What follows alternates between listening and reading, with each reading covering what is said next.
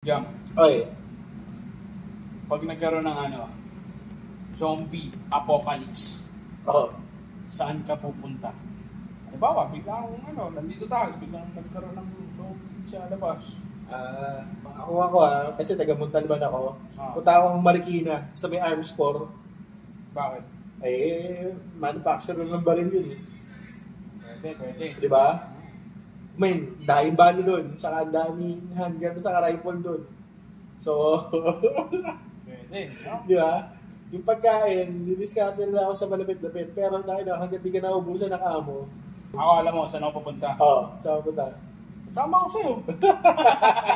Ako maganda dun eh. Dahil balo. Pero ang problema natin ngayon, paano tayo makakuha ng baril doon? Siyempre, may guard doon. Zombie apocalypse na. Ala ka namang pagsahan pa tayo. Pare, mamatay na kami, pare. Pare, palapit na yung mga zombie. Buksan pa rin tayo ng Siyempre, ako guard. Tapos nakita kita. Zombie ka eh. Huwag ako. Wala yan, babalik. Nagsasalita ako. Ang bobo naman ang putang ina yun. Hindi, kuwari nga, ang zombie natin, sasalita eh. Sa outside nga eh, sasalita eh. Ay, hindi ko pala papanood eh. Pero isang mga 2 words lang. Parang na sila, nagsasalita pa. Ano yung last word nila? Yun na lang, paulit-ulit. Okay ba yung outside? Hindi ko pala papanood eh. Ano siya? Baduy. Baduy ba? Huwag naman siya agad, boss. Yung opinion po ni Michael Asher ay opinion niya lang. At maganda yung try niyo pa rin panoorin, okay? Pero sabi niya baduy. So, maganda yung umpisa ng outside. Kasi sinimulan nila sa sa pinapaisip nila ng audience kung ano nangyari. Diba? Kung ano nangyari dun sa lugar nila. Parang aftermath na kasi yun. Tapos, about family lang, pumunta sila doon sa bahay ng parents nila. Ang mali lang dun, para siyang nagmukhang clickbait eh. Hindi siya mga zombie apocalypse na movie talaga. Parang family movie pa rin na may konting zombie. Ganun ba yung parang ganun na, parang dinaya mo yung tao.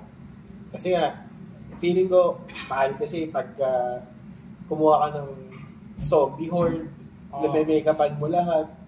Sama tipid sila sa zombie. Saka ito yan kung dinaan sa sinihan yan, yung mga nagbayad doon, malamang paglabas galit.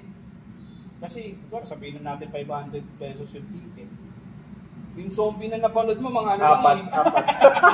Sige, kung 300 yung ticket, siguro mga tag 60 pesos yung isa zombie. Mga 70 pesos yung mga zombie. Kasi nga, naiintindihan mo naman, kung talagang maganda yung production value kung talagang yung zombie realistic. Realistic yung zombie.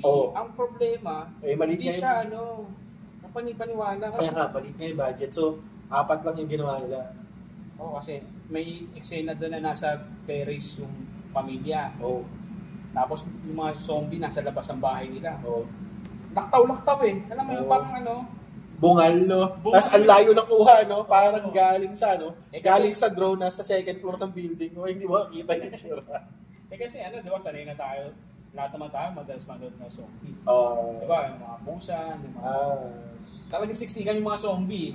Yun nga po yung... Nagpapatong-patong. Yun nga yung... Kaya nga nakakatakot ng zombie apocalypse kasi dumadami yung zombie. Paunti ka na paunti. Hindi talaga babawas. Ang dadami nga kasi kada may kinakagat sila, dumadami sila. Yun nga yung point. Yun naman, pakonti na pakonti kasi pawala yung budget. Again, ang opinion ni Michael Asoy ay opinion niya lang. At hindi ito kasali sa opinion ng yung ibang zombie ng The A-Pals Podcast. So pag may babash kayo, direct Michael Asoy. Yung ibang zombie, magkala sa Islang, yung schedule nila. Hindi na sila natutulog yung zombie. Hindi na sila pinag-extend ng director. Natutulog yung zombie sa outside. Kasi naalala nila yung buhay nila dati. Sa probinsya yon. So natutulog yung mga zombie mga 8 p.m. Tulog na lahat sila. Kaya wala ka makikita. Gigising yung alas 4 na. Anong ilaw yun eh. Pero talagang tinipid talaga yung outside na yun. Maganda yung galing pa naman ni sino ba yun? Actor. Si Lucero, sobrang galing na artista. Idol ko yun eh, pero talaga yung budget eh. Dapat nangutang kayo sa akin eh. Kailangan nyo na maraming zombie, naman ko talaga yun. Naaso.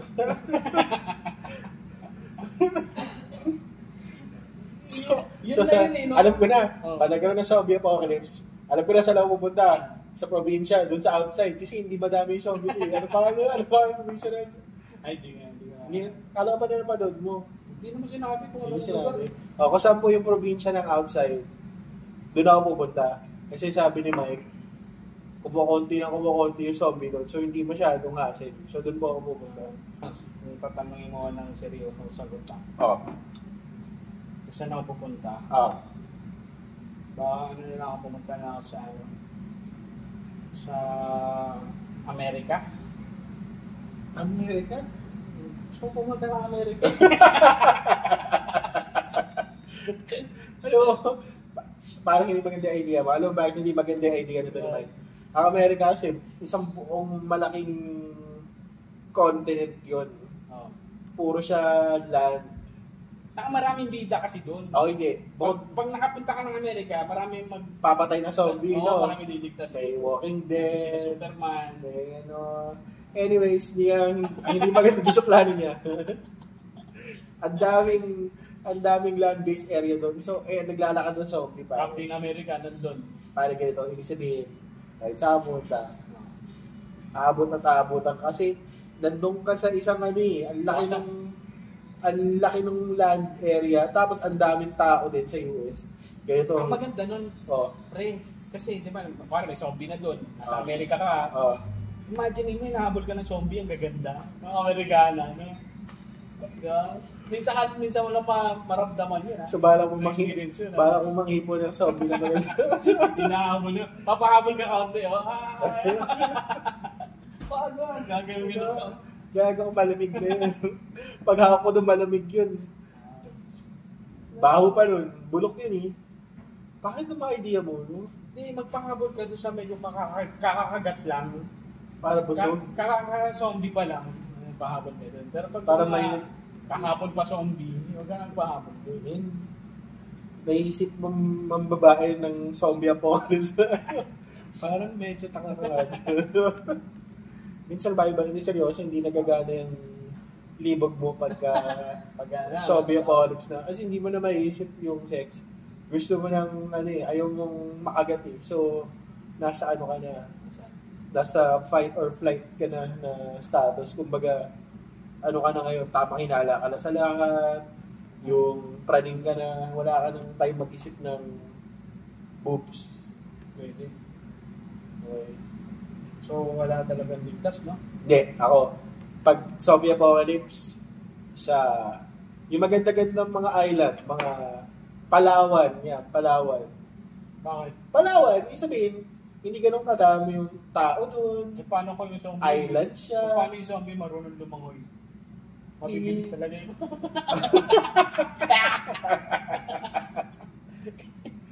Alam mo, butterfly. Hindi magandang idea nga pag marunong yung zombie. Pero bakit nakakatawa naman marunong yung zombie? Mukha silang gago. Alam mo, ligtas ka na no?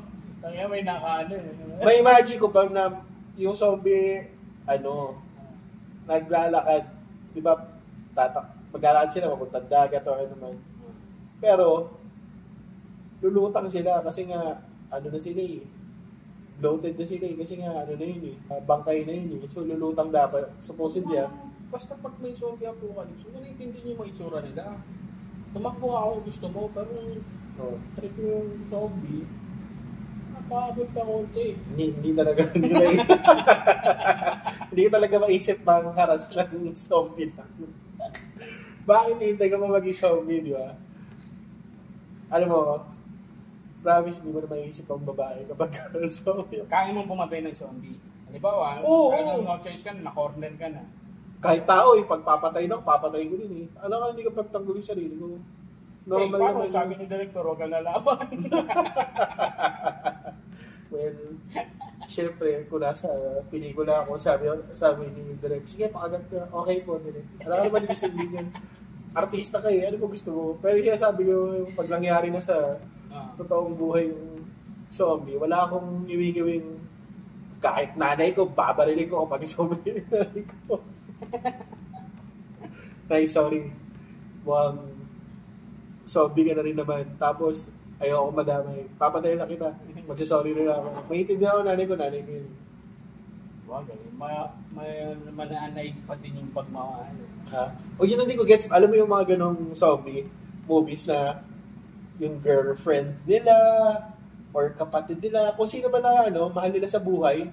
Tapos, sa busan, train to busan. Ganun ba yun? Yung kakaganan sila, kung ako yun, hindi pa gumagalaw. Okay. Hindi ka pa lumalapit. Walang hesitation, pre. Kahit sabihin mo Pampasin mo agad sa ulo, no? Hindi may kalmot lang eh. Oo. Yung hindi ka pa nagtatransform, may sugat ka. Papatay ko talaga agad kasi, alam mo yun? Bakit may pawis ka? Ba't pawis ka? Papakilala sa lahat. Bakit? Bakit may mansyang pula yung damit mo? Kumakain na spaghetti kanina, no? Pag may mancha ka, makulit ka.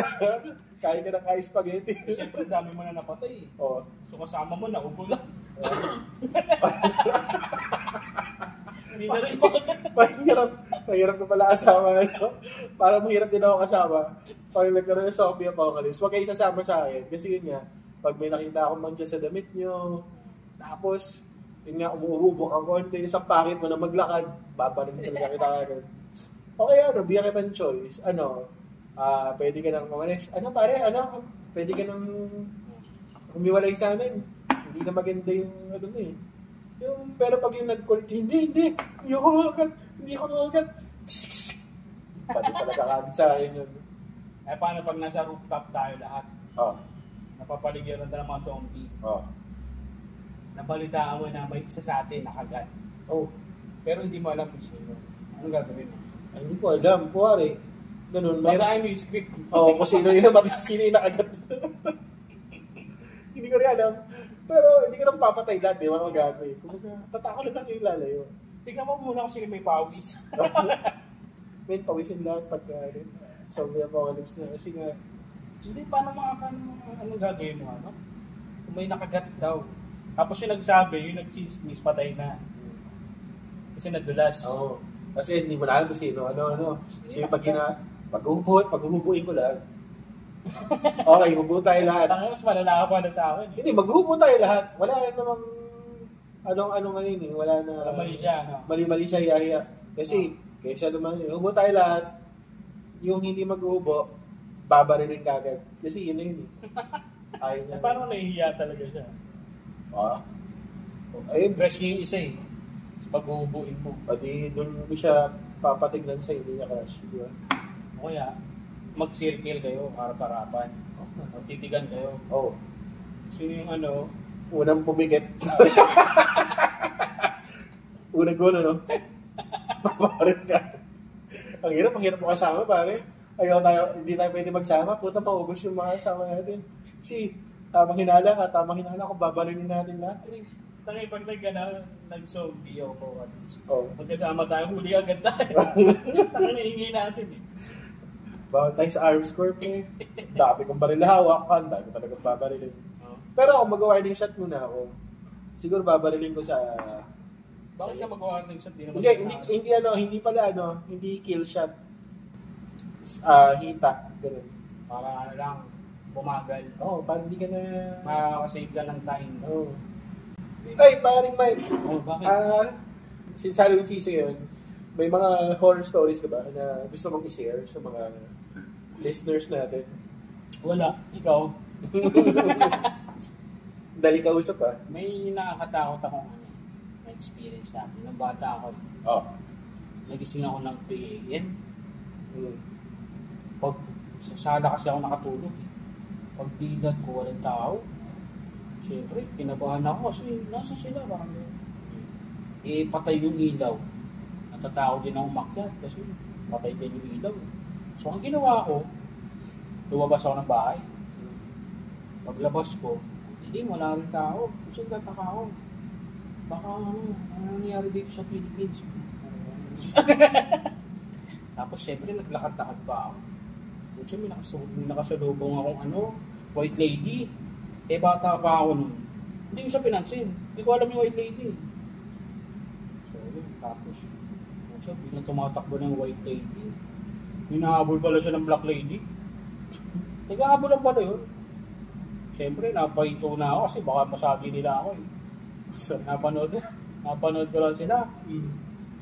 Tapos, biglang pagtingin ko sa kanan, kung siya may red lady, mas nakakatakot daw yun, yung red lady. Siyempre, nagkatitigan kami ng red lady. Tapos, nilapitan ko siya. So, parang yung naga ko na yung mukha niya. Tapos, nagsalita siya. Sabi niya, anak, pasok. Nasayang oras ko makakapakinig. Siyo tayo doon, naglabas ka ng 3 kulay. White, black, red. Banda mo ang punchline mo, nanay mo na pala yan. Pupo. Nagmamartes lang pala. Nakakasura. Nakakatakot yun, ha? Nakakatakot? Parang nakakasal eh. Hindi nakakatakot eh. Baka babae ito makikinig. Ito. Seryosong horror story. Nangyari ito nung Undoy. Or after ng Undoy. So, Undoy, lumubog yung mga ibang areas dun sa lugar namin. So, may mga namatay, pinadot ng baha. Kasi may malapit na ilog dun sa lugar namin. So, aftermath ng Undoy, nag-iikot-ikot kami, yun nga, binibisita yung mga friends namin sa kabilang lugar, sa kabilang village. Ngayon, punta kami doon sa village na katabi ng ilog. Ilang kami magtotropa, mga kami. Mga 5 to 7. Hindi ko maalala kung sino kayo mga kasama ko. So ngayon, naglalakad-lakad kami.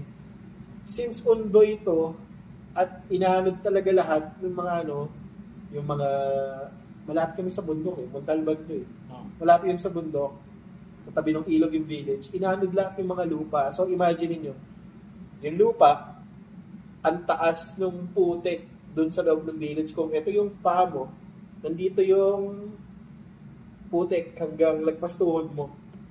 So, yun nga, pwede kang maglakad pero lulubog yung paa mo sa putikan, okay? Tandama, naglalakad kaming lahat hanggang tuhod yung putik dahil yun, sa baha and everything. So ngayon, pupuntahan namin isa-isa yung mga friends namin na pare, ano nga, balik ka pa, may mga nahanap ko sa inyo. Okay, naglalakad na kami ngayon dito sa main street nung village na yun. Maya, may sumigaw doon sa namin. Hoy, may sumigaw na bata. Mga pusa lang. Hindi, sumigaw bata eh. Ngayon, lumingon kaming magkakasama, magkaibigan, mga 5-7 kami. Paglingon namin pare. Gabi pa na to gabi ba yan? Gabi to nangyari. Imagine mo tanghali. Ay, hindi, sorry. Gabi to. Imagine mo gabi to. Wala pang halos ilaw, pero may mga emergency lights na kasi nga, may mga nag-rescue niya. So, madilim to. Bukod dun sa mga mga emergency lights na kung ano. Paglingon namin sa likod, may bata. Maitim na kumakawin na gano'n, ang ginawa. Tapos yun, akala namin tinatawag niya kami. Nung akmong palapit na kami dun sa bata, paring bata, tumakbo. Ang bilis. Papunta dun sa kabilang kanto. Pusa. Bata. Hindi siya, alam mo yung tsura ng pusa. Bata to, as in, mga 5 to 7 years old na ganun kalaki na bata. Kung kami mga 20 years old doon, makakalati namin mga hanggang dito. So, hoy, kumuhay na ganun. Basta palapit kami, tumakbo papunta sa kabilang kanto. Hindi namin inabutan. So, pagdating namin, tinig namin kung nasaan na, makikita mo, walang bakas doon. Walang bakas doon pa. So, isipin mo, walang batang tatakbo sa putikan. Naalala mo ba? Hanggang tuhod ng putik. Ako nga, no? Di ba? Pusa. Pusa? Nakatakot din yun. Ako, Min. Sa akin, pre. Ito Ah. Panggabi ako nun eh. Ano na ako nun? High school. Parang may activity lang sa school na. Tapos, pag uwi ko, syempre, nakaganon ako pag pauwi. May bag ako eh. Oh. Tapos, pagkato ko sa gate, wala nagbubukas, ang tagal. Mga 3 hours na ako doon. Tapos, sumilip ako. Tanong ko yung bintana eh. Kulay red. Tapos bakit kulay red? May kortina yun eh, tapos kulay red siya. Tapos, umikot ako. May butas din, sumilip ako. Kulay red pa din. Parang sumisigaw lang ako. Ma! Kulay red pa rin yung nakikita ko. Parang kortina. Tapos, ang tagal ko sa labas. Yung mga, na ako doon. Nanginis na ako. Kasi bumukas ng gate. Pero pagka walang tao, parang pumasok agad. Tapos, pagbukas ko ng pinto, may black lady sa white lady. Oh. Oo nga. Nakaupo. Magkaharap sila. Saan ba na ako? Tapos pagtingin ko sa kaliwa, may red lady, sumama ba? Hindi na talagang fans ko. Puta yung pa din po. Wala ko. Kahit na kwento to, putang ina. 2 beses mo ako nadali doon. Red lady, black lady, sa white lady, puta. Nakakasura. Kaya pala, pag silip ko sa butas, kulit ko lang. Pala hinarangan ni mama. Wala ba nagkwento na nakakatakot sa inyo? Nakakaipot ka naman kung kwento ako. Ito. So talagang isputa ko na. Ito. Yung bata pa ako. Yan. Doon sa village namin. Siyempre, naglalaro kami ng mga larong pabata. Habol-habulan. Tagu-taguan. Siyempre, pag madilim na tagu-taguan na. So, ako yung taya. Pagbilang ko 10, nakatago na kayo. 1, 2, 3, 4. Bilang ko 10. So, hinahanap ko na yung mga nagtatago. May isang lugar doon. May isang bahay doon sa amin na abandonado. Doon sa village. Wala na ako. Tapos, meron silang mga matataas na yung mga na halaman nila. Kasi nga wala nang wala nang nagbabantay. Taguan yun na spot. Obvious. Kasi yung bata doon eh. So feeling ko, may bata talagang may tropa akong nagtatago doon. Isa sa mga kalaro ko. Nung palapit ako, may tumawag sa akin. Diyan. Yung bata yan. Akala ko yung kalaro ko, min. Kaya tawag ko dyan. Parang niloloko ko, kunwari, hindi siya, wala siya duwari, nandun siya sa kabilang ano. Diyan. Siyempre, nandiyan ka. Pinokot mo ganun yung ano. Wala. Ina. Walang tao. Alam mo, nakita ko, yung mga kabuti, na puti, dun sa likod ng mga halaman. Pakilaban ako. Kasi nga, obvious sa taguan yun ng mga bata. So, alam mo, may tao dapat talaga doon. Tapos may narinig ka tumatawag. Tapos, yun nga, syempre, ako naman, alam mo, may tao dito, binukod ko na gano'n. May tao din. Tapos puro kabuti. Umuwi na ako, hindi ko na sinabihan yung mga nagtatago. Bahala kayo siya. Natakot ka sa kabuti? Min, syempre, bata ka. Bata ka naglalaro. Mga elementary pa yung age ka na to. Syempre, ang isip mo nun, mahilig ako magbasa ng comics nila. Alam mo yung mga horror comics dati? Pakol sa ating bahala. Duwende yung mga nabutan yung comics eh. Oo, hindi. Basta, iniisip ko ron, pag may kabuti, bahay ng duwende yun. Ay, ganun? Oo, yun ang nasa isip ko ng bata ako Siyempre, bata ka. Ano ba?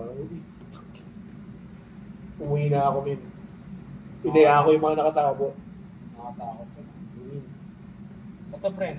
Sige. Punta pag ito, red lady, white lady, black lady na to, ayaw ako na. Lagi. Ano kami, parang 10 kaming Boy Scout.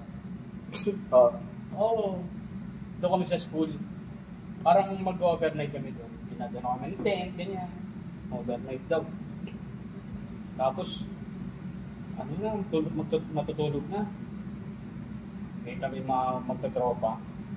Umakit kami sa taas, building. Patay na yung mga ilaw sa room eh. Tapos, biglang nagtakbuhan.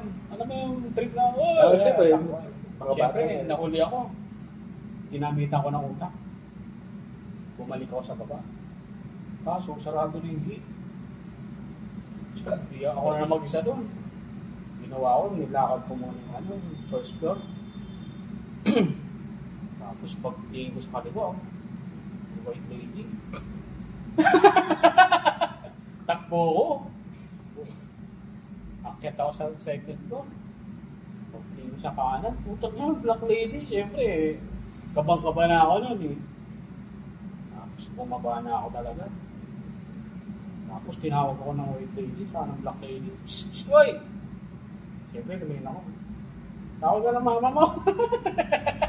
Yung red lady. Nakakapatap yung punchline po. Lahat ng horror story mo na tayo, may red lady, what kayo sa black lady. Sight sa ulo,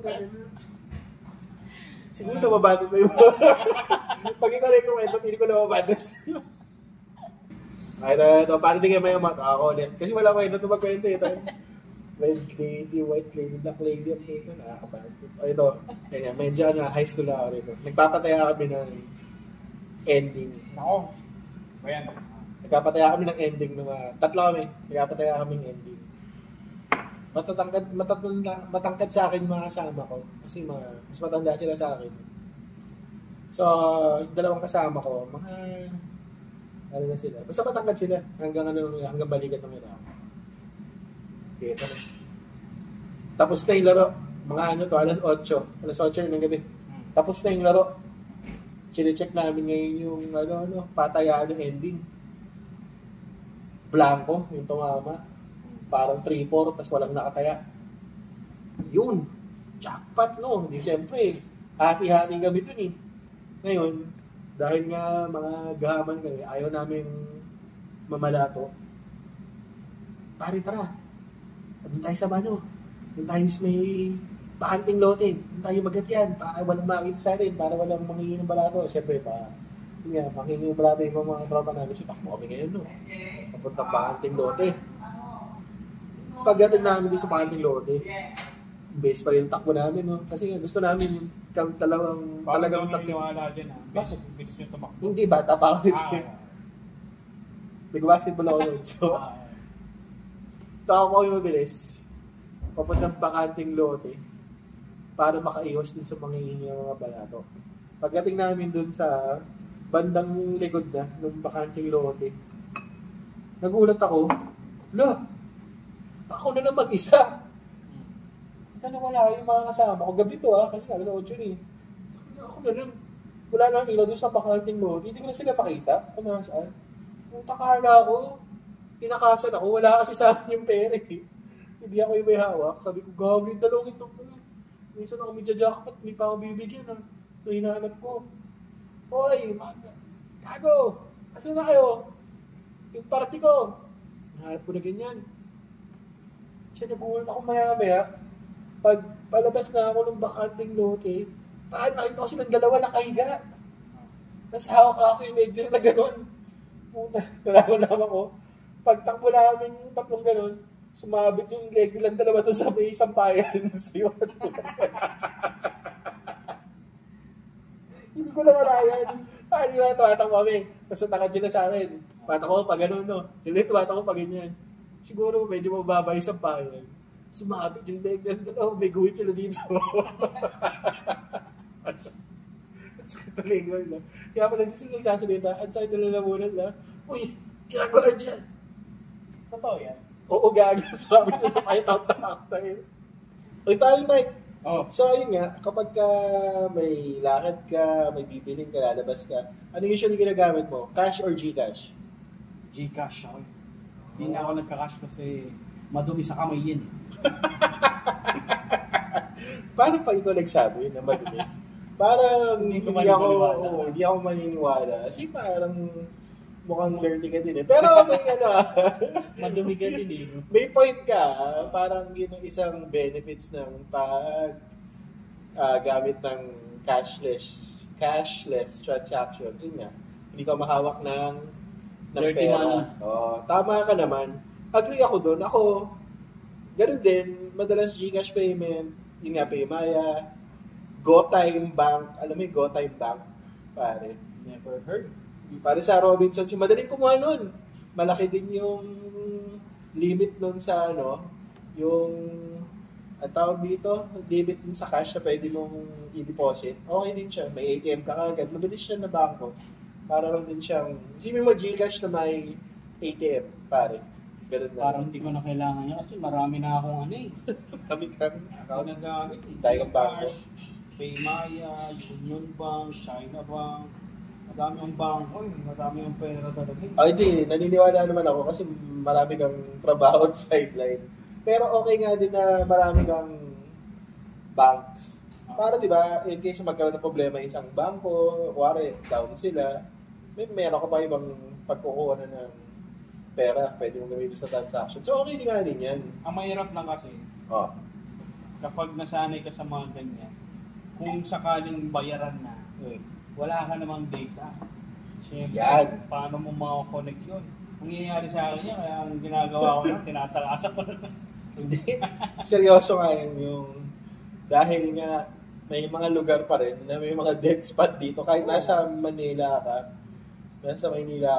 parang kasi minsan mag cashless payment, yun nga, GCash or kung ano man. Kasi nga, nawawalan ka ng signal. Hindi ng data. Ako rin, nawalan ka data. Pag-load ka lang eh. Pero yung walang signal pare, kahit may data ka eh, alam mo yung dead spot dun sa Nakakaya rin niya kasi pag yung magbabayad ka na, di ba? Iniscan mo na yung QR code mo. Tapos ang tagal ng cellphone mo, ang tagal di ba? Kasi wala signal nga. Mag-pay. Siyempre nakakaya dun sa sa vendor o kaya doon sa likod mo. Oo pare, sa grocery, madalas yan.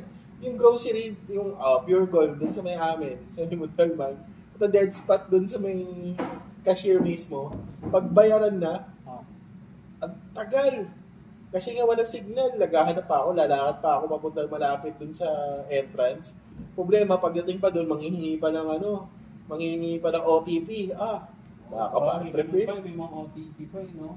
Pero ang maganda dyan sa cashless na yan, natuto tayo magbayad eh. Diba dati di ka nagbabayad talaga eh. Paano hindi nagbabayad? Ano sinasabi mo? Hindi nga. May cashless na rin ba sa jeep? Beep card, pare. Bayad o, gano'n ka? Hindi, beep card. Hindi kasi nagko-commute eh. Beep card, may parang alam mo yung sa MRT na blue. Yung card na niloloadan. Meron din ganun yung mga jeep na blue. Yung mga... Baka yung jeep na sinasabi mo, yung bagong jeep. E-jeep. Hindi yung jeep na na talaga yung batawag doon.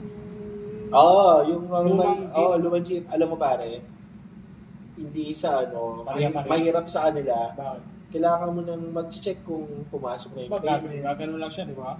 Imbis na siya, hawak niya yung may QR code sa isa. Alam mo pare, ang tanga mo. Medyo tanga ka doon. I-scan nila. Pwede mo namang ipaskil yung QR code sa harap ng jeep. Pwede mo ipaskil yung sa harap ng jeep. Pwede mo ilagay sa taas nung kaysa may bakit puro sa kamay niya, pare. Tanga ka ba? Alam ko, paano yung sukle? Alam ko kung kumidyante ka. Parang tanga ka talaga din eh. Sa wala sukle, pare. Puta, sakto transaction. Oo nga, no? Hindi ko alam kung nagpapatawa ka lang talaga. Pero, yun nga, hindi pa sa ngayon hindi pa. Pwede yun kapag may conductor ka. Pwede. May taga-ikot ka, no? Pero kasi yung conductor din, yun nga, mas sanay na may hawak na na pera ba? Yung matakaibit sa kamay. Mas madali lang kasi magsukli pag... Talaga? Matagal nga yung wala ka nagsusukli pag GCash, pero... Ang hirap niya, no? Saka madali lang din kasi sa mga hold-upper. Oo, kukunin mo na yung phone. Ako na ano yun. Gaganin lang ng conductor yung pera sa ano. Yan na. Pero pag cashless na, hold up to. Tapos gagawin ng conductor. Scan mo. Scan mo. Kita yung OTP.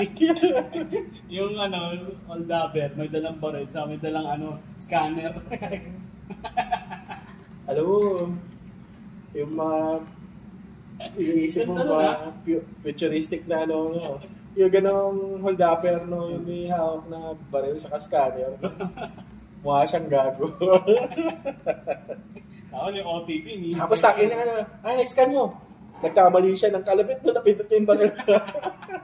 Basag yung cellphone. Nagkamali siya ng baril kasi nalilito na shit. Kinakabana na siya, puto, may mga malapit na yung police station, alam mo yun.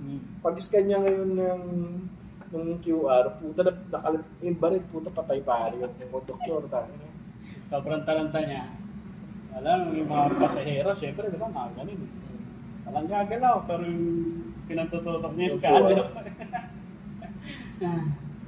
Okay Okay ba yun? Ayun, sulat mo na pare. Hindi, pwede mong ngayong bagay, skip yan. Pero anyways, yun nga pare, maraming benefits. Pero, hassle din talaga. Kailangan mo din ng cash. Ano bang, ang dami pa rin yung tindahan. Kung bibili ka sindahan, nauuhaw ka. Kuwari, nag-Yossi ka, bibili kang Yossi. Tapos yung bibili mong tindahan kuwari, yun nga, maliit na tindahan sa kalsada, tingin mo, mag-QR pa yun ng Gcash? Siyempre, hindi na. Si Manang, Paano kung yung next president natin? Sasabihin niya, dapat cashless lahat. Cashless na. Ano to, Dubai? Ganun na Dubai. Oo, di ba? Halos lahat eh. Disca na lang dun. Pwede naman, pero parang matagal pa yung cash kasi. Oo, mas malaki pa rin. Pag nakita ko yung pera, mas pa rin ako eh. Gusto ko pagka bibili ng kaliwaan. Mas nakakatawa kasi pag naawa kami pera. Oo. Pinaghirapan mo. Lalo sa Shopee, Lazada. Bihirang-bihira ako mag-Gcash payment. Puro kasi yun. Oo, kasi gusto ko kaliwaan eh. Mahirap magsoli kapag, di ba? So pag diniliver sa'yo, bubuksan mo muna. Usually, pag kontento ka sa ganito pag big purchases lang pag bumili ka ng electronics o kung ano man. Pero yung mga, sabihin natin, t-shirt, cellphone, kasi hindi na naman. Pag hindi kasya sa'yo? Wala na yun, may kasalanan mo na ikaw yung tumingin eh. Kuwari, yung mga ganon. Pero yung kuwari, bumili ka ng CP, bumili ka ng tablet, bumili ka ng kailangan buksan, electronics yun. Kasi ako pala order sa mga ganyan. Talagang dumidiretso ako sa mga mall eh. Mga mamahaling mall. Hindi ako kasi gusto kong mall yung ako lang minsan. O nagtao talaga. Ganun ba mall? Actually, may mga mall talaga pag weekdays. May mga ganong mall. Yung walang tao, gusto mo ganun walang tao, teka lang. Santa Lucia. Sa may, sa may Kaita, halos walang tao dun kapag... Dati, ang dami lang sa tao ngayon eh. Dati, pag nag-mall ka, Monday to Saturday, kunti lang tao niya. Ang madami lang pag Sunday. Sunday? Oo, kasi... Pero di ba, pag pumunta ka sa SM Mall, parang araw-araw Sunday eh. Sure ka? Ang daming tao. Hindi din ako nag-mall din kasi. Wala. Sa bahay ka lang, Mall? Wala kasing gagawin dun eh. Puro lakad lang yun. Talaga? Saka tinitignan ko dun, hindi binibenta eh. Ano? Yung nagbabantay. Mga sales lady. Gusto mo mga sales lady, pumunta ka na department store. Hawa kami tela, tapos pag lumapit na, SM, Robinson, tandaan niyo po yung mukhang to. Pag pumasok po ng department store to, hindi po to bibili. Manliligaw po. Manliligaw po yung mukhang to. Sa Fisher Mall, dami magaganda. Oo. Hindi ko alam. Nakapadal minsan. Dami magaganda. Para lang, yung spot ng chicks, pupunta ako ng Fisher Mall. Hindi na, alayo. Ako linap doon ito pinag-usapan natin yung cashless May binili ako lunchbox dun sa Fisher Mall. Nung bayaran na, nasa counter na ako. Sabi nung cashier, yung clerk, hindi po kami nagtatanggap ng Gcash. Oo, di ba? Sira po yung Gcash down po. Yan. Tapos sabi ko, ano ba naman yan? Pati Gcash naglolo ko. Siyempre, parang nagbiyak sila kasi Para akong humuhugot eh. O, tapos sabi ko, sige, ano na lang, balikan ko na lang yan. Tapos sabi nila, sige sir, balik kayo ah. Oo, babalik ako. Buti nga, customer, bumabalik.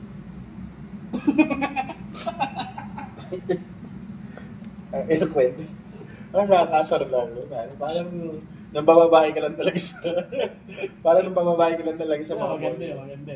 Well, ay nga, di ba? O, nabanggit mo, problema talaga kasi nga, hindi rin laging online yung GCash. So, alam mo, hindi pa rin talaga mawawala ang, di ba, cash payments. Kasi, yun nga. Tingin mo, anong year yung wala na talagang cash? Wala na cash? Tagal pa, pre. Ano ka ba? Maynila lang to. Paano? Tingin mo ba sa, di ba, sa Visayas, Mindanao? Hindi, sa Baguio may cashless na eh. Hindi nga lahat eh. Ang Baguio kasi city pa rin na ano eh, developed eh. Pag ako naging mayor, okay, barangay captain, sisimulan ko talaga sa barangay namin, puro Bitcoin lang yung bayad. Kailangan. Yung pramen, taas pa ba yung Bitcoin eh. Ang hirap nun, dahil na bumili ka ng halagang 500 na Bitcoin, mamaya 200 na lang, lugi ka pa. Ang bilis malugi na tindahan. Talaga, kaya sarado kaya kagad yung pag hindi ka naman. May bumili yung gamit isang Bitcoin.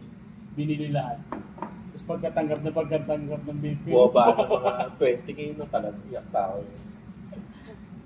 Pero, ano, speaking of cashless payment, Chavit Singson, nag-launch yun ng cashless payment niya. Check ko lang kung naka-install pa sa akin nag-launch yun ng cashless payment yan. Search ko lang. Magkano? Chavit, hindi nag-launch yun ng sarili niyang GCash. Wait? Oo nga, wait lang. Chavit Singson. Launch? Oo. So, ano bang lunch? Tanghalian, no? Gusto ko mag-cashless din talaga sa future. Yung pagdadaan ka na ng bayad ka na. Pangalan niya, Gracia. As in, Gracia na na Tagalog, Gracia.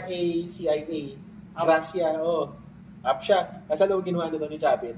Nabigay siya ng milyon-milyon, parang 7 million hinati niya. Parang ikot. Sa lunch nung Gracia, nag-install ako. Wala naman ako nakuha. Tapos, parang yung raffle nito, parang 2 araw, parang 600 people yata yung tatama ng pag 100 something. Hinati niya yung 7 million sa ilang tao. Tapos, pa ruleta, pag ganito, yung ruleta sa online? Oo. Pag ganon, hassle, puta, ilang oras yun. Wala, hindi mo nanalo. Na-install ko lang. Pag di mo sinabi niya sa akin niya, sinasarili mo. Nakita ko lang, lunch na nung halos nung the next day. Hindi ka, saka down din siya. Alam mo naman, syempre bago tong app niya. Down lagi. Nung mga panahon na, lahat kayo, syempre sabay-sabay lahat di ba, nag-register. Kasi nga may, may mga nanalo naman yung fairness. Nakita mo yung mga pera na dumating, kinuha nila yung, kung mag-shoot kayo ng video, pag na-receive mo na yung pera, ang dami nag-send ng video, nakuha nila yung tapos, sayang, patulang ko sana yan. Wala na nga. So, yun na. Ay, last pa. Speaking of GCash, may promo ngayon GCash. Hindi ba kami sponsor ng GCash? Pero may promo lang yung GCash ngayon. I'm sure, di ko alam kung nanalo na kayo by the time na ilabas itong podcast na to. May promo yung GCash ngayon na kada login mo, shake mo lang yung yung cellphone mo. I-shake mo lang yung cellphone mo, magkakaroon ka ng raffle ticket. Tapos 20th anniversary kasi yung GCash ngayon. So, good luck dun sa mga sumali. Good luck sa atin. Comment kayo pag nanalo kayo, balato. Ganun. So, yun nga, paring Mike, dahil nga Christmas season matanong ko lang, anong pinakamasaya mong Christmas? At ano yung pinakamalungkot mong Christmas, pare? Sige, magandang tanong yan unahin ko na yung pinakamasaya. Siyempre, pag masaya, ito yung kumpleto yung pamilya. Yung bata ako, nagsabit pa ako ng medyas, saka plastic bag. Ginising ako ng parents ko. Yung plastic bag ko, may laman na. Siyempre, ang laki ng box. binuksan ko. Siguro mga ano lang ako nun, 6 years old, mga 5 years old. Binuksan ko. Antok-antok pa ako nun eh. Mga ganun pa ako.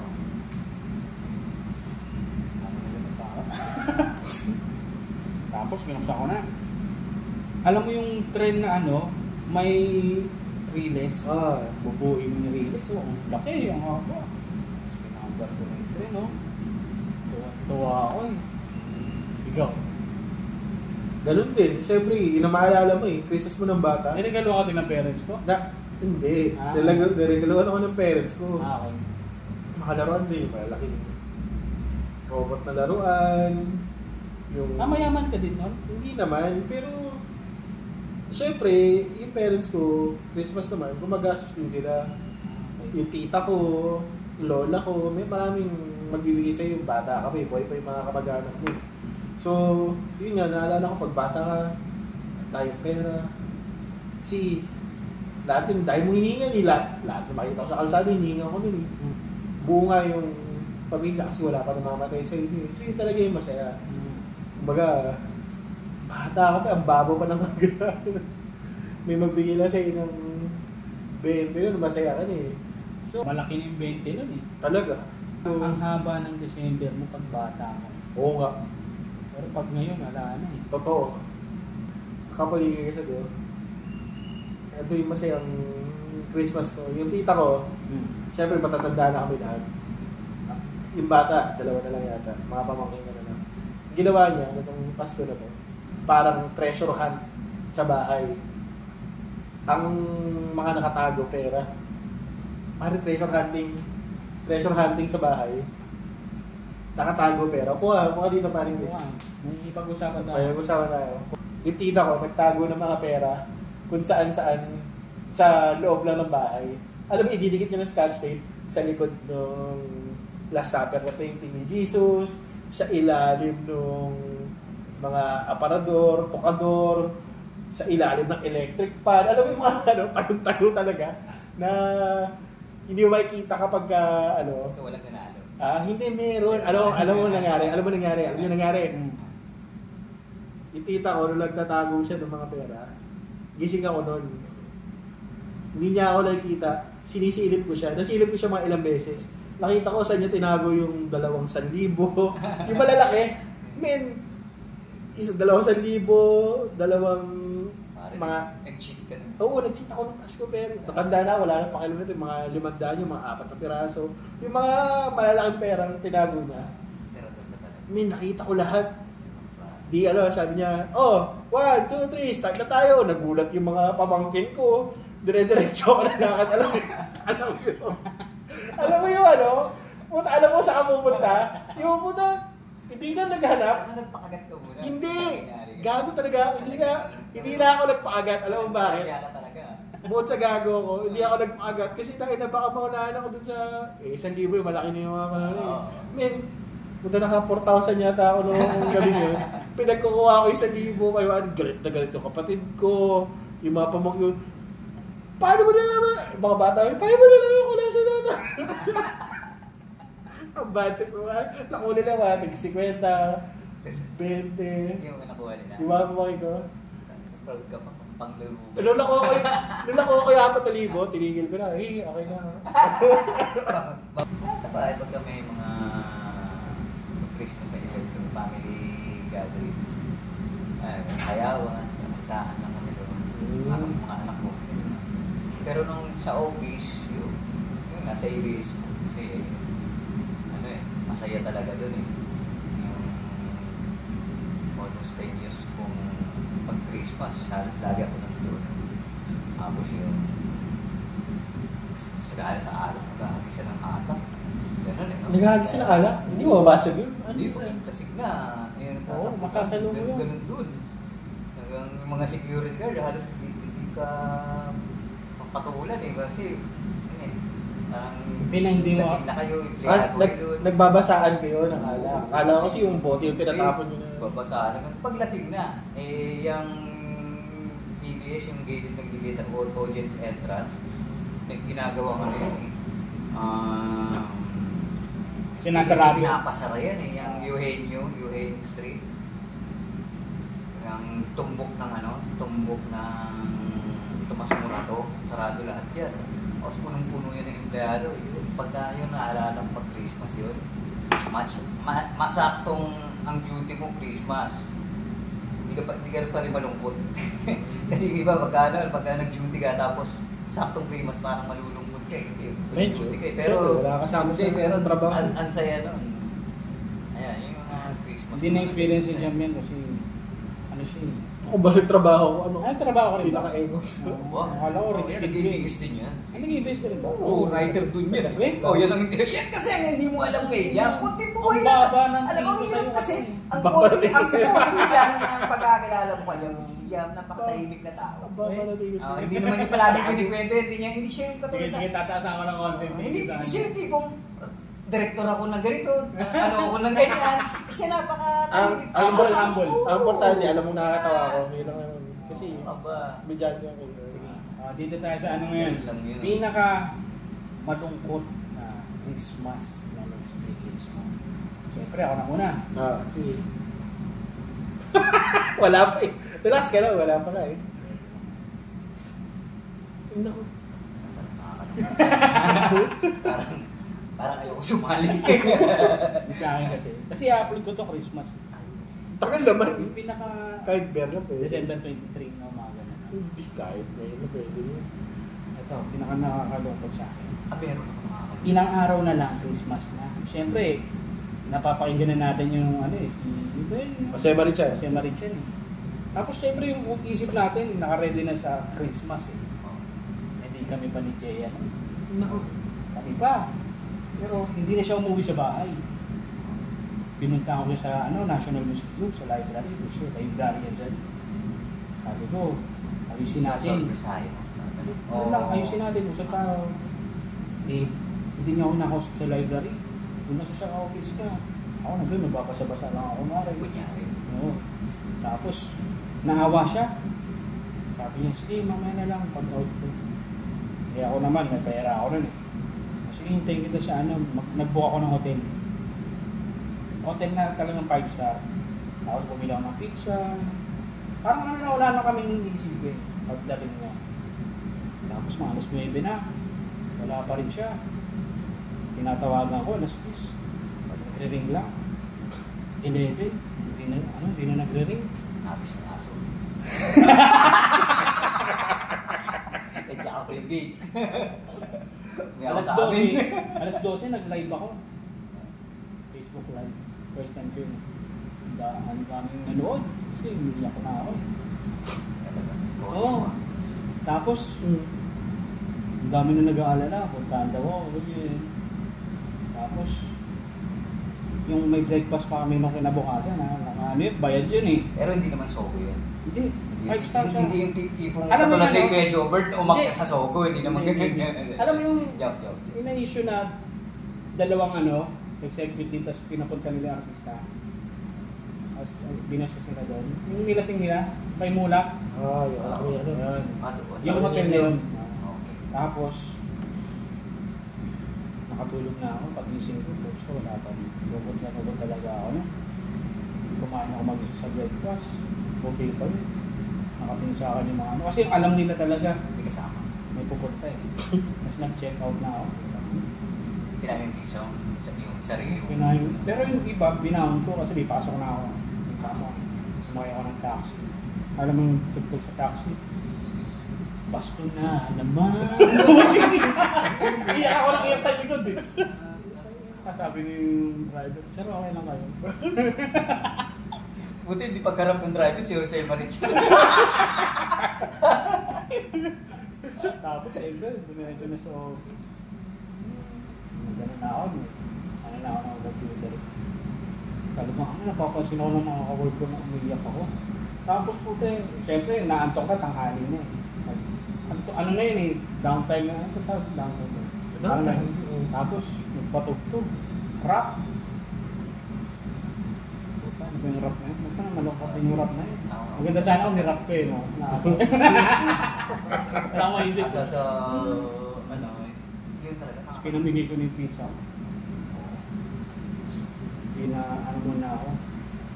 Doon muna ako sa sleeping quarters. Sila talaga ako. Kaya. 25 na yun. Nung araw na yan, 25. 24 pa na. 24. Okay naman. Okay siya na. Diba? Ay ako, Christmas, abangga ako ng motor. Okay. Balian pa ako. Kasama ko yung anak ko, 24 ng gabi, mga alas 7. Kaya nagkakit ako ng bisita.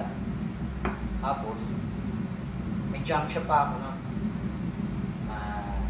Nagkainuman kami, may junk shop din siya. Inuman kami, kwentuhan tungkol sa junk shop. Tapos, nalasing siya. Hinatid ko sa kanto. Kasama ko yung anak ko.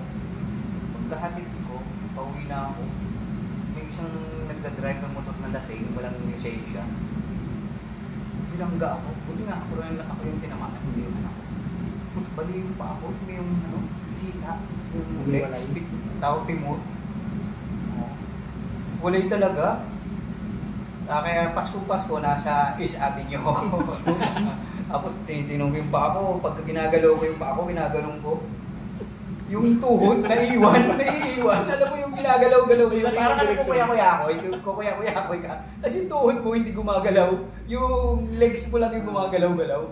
Pero hindi ko siya maramdaman. Kasi nga lasing din ako. Sabi ko, look, pulilin pa ako. Nung time na yun, hindi ko alam na gagaling pa siya. Isip ko, wala na, pilay na ako. Hindi na ako gagaling. Ganun. Tapos, hindi ako malungkot. Alam mo yung may Jesus Christ ka. Lord, tingin na ako kung buhalan sa akin. Naiiyak ako sa sarili. Yan, kasi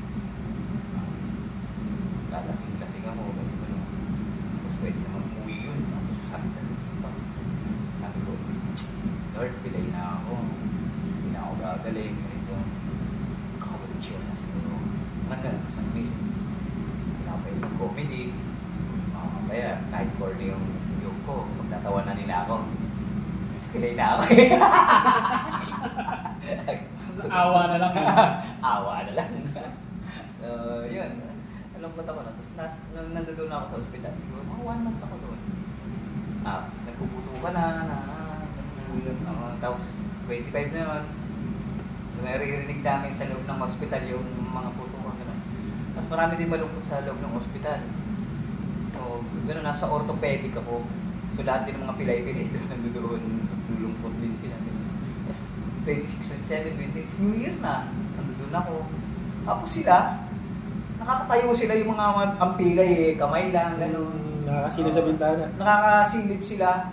Punta ako pa, nakatalim pa ako, kabitin, tapos may bakal sa dulo, parang hinihila. Nakataas yung pa ako ng gano'n. Wow, hindi ako makalabas ng makapunta ng CR. Doon ka lang. So, mama ko yung nag-aasikaso sa akin.